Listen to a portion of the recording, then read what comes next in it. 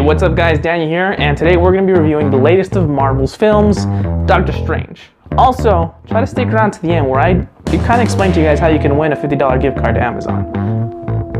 Also, spoilers ahead. If you haven't seen the film, I recommend you go watch the movie first and then come back to this video. However, if you did see the movie, good job, man. Let's get to it. First things first, I think the cast was extraordinary. I think it was a really well thought out cast. It was very diverse and just all around awesome. Benedict Cumberbatch nails it for Doctor Strange. He's a little bit more, fun and outgoing, but I think it fits the tone of the MCU. You don't want it to be too serious, too somber. Tilda Swinton does a really good job of just being that mentor role. He's gonna learn or whatever. We're gonna teach him and stuff, but we're not gonna go easy on him. There's moments in the movie where you're not quite sure if he's the good guy or the bad guy. The character of Mordo was really good. Wong was just a really good job towards the end. He has his funny moment that just got everyone in theater laughing. Mads Mikkelsen playing the villain of Caecilius, which I think was a good matchup against Benedict Cumberbatch, where they play off each other pretty well. Now the character of Doctor Strange, he's not really the honorable type. He's not the superhero type initially.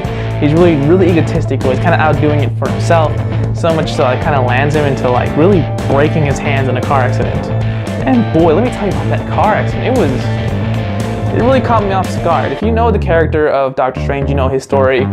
When this scene came up, you were kind of expecting it, but it's still just don't text and drive is the moral of the story, else you end up with smushed fingers. Now the visuals of this movie was just so phenomenal. There were moments in the movie where I just was wondering if I was sober. Did someone put something in my popcorn and in my drink, because I think I'm having a bad trip.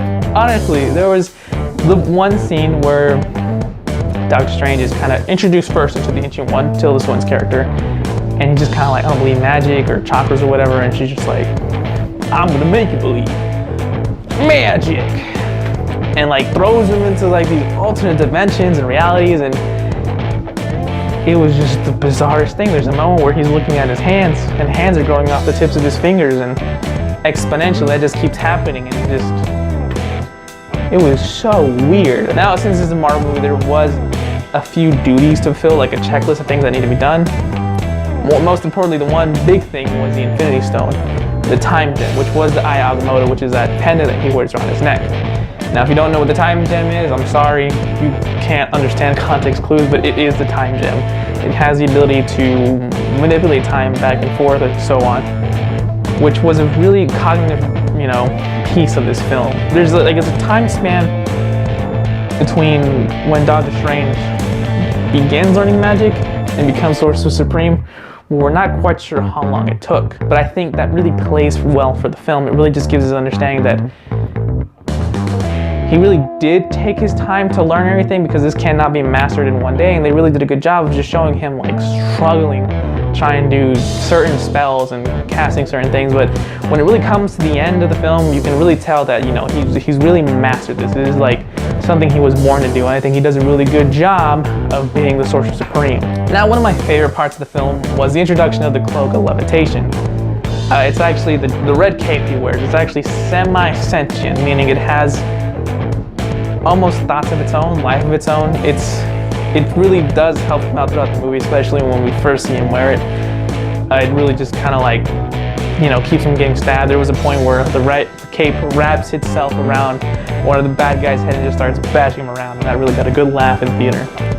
Now, the movie was fun, it was an adventure, and it was just overall a really good film. I honestly recommend it to anyone who likes superhero films or would like to get into really more intricate, different superheroes, nothing really that popular. He's one of those characters just we weren't sure if it's gonna work in film, considering how its world is just so out of there. It's not even cosmic or space. You thought Guardians of the Galaxy was a little bit out there. You ain't seen nothing yet until you've seen Doctor Strange. Another thing I like to get to is Dormammu. He's this really huge villain in Marvel Comics, which makes sense that they put him in this film. He's a more mystical villain. However, I'm not quite sure how I enjoyed it was portrayed.